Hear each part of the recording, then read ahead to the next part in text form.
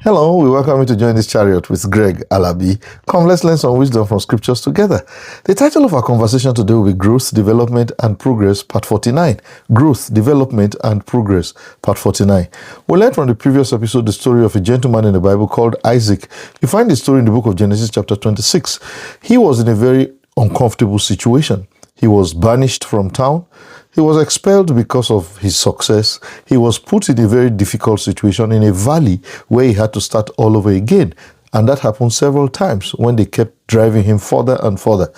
But despite all that, he became very successful. We learned in verse 26 that the king heard about his success and came visiting Isaac with his friends and with his army general. We learned something important here, that let your success be so obvious to speak for you, to attract your critics, to make your critics respect you, respect your work, and not be able to ignore you. Whatever it is you are doing, make sure your success is loud enough. The Bible says, let your light so shine. Whatever you do, let it be successful, let it speak for itself, and let it make your critics respect you, respect your work. Now, let's learn some additional lessons from the very next verse, verse 27. Isaac, upon seeing the king and his friend, said something. He said, "Why have you guys come looking for me here, knowing fully well that you hate me and you expelled me from town?" What do we learn from Isaac here? This is very important. Listen carefully. Way too many people believe that because they were not loved, they were not helped, they were not supported, therefore they cannot succeed.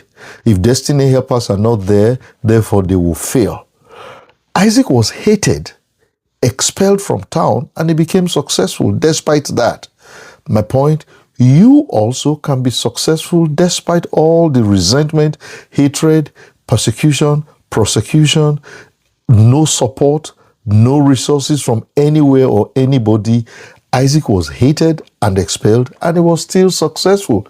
You can also succeed despite not being loved or not being supported or not being helped by anybody. Let's learn from Isaac, and the Lord will bless our work. I pray God to give us the grace to become successful where we are, despite lack of support, lack of help, lack of destiny helpers to help us. If you have them, all well and good. If you don't have them, that's not a reason to fail. That's not a reason to pack up. That's not a reason not to try. You have what it takes to succeed.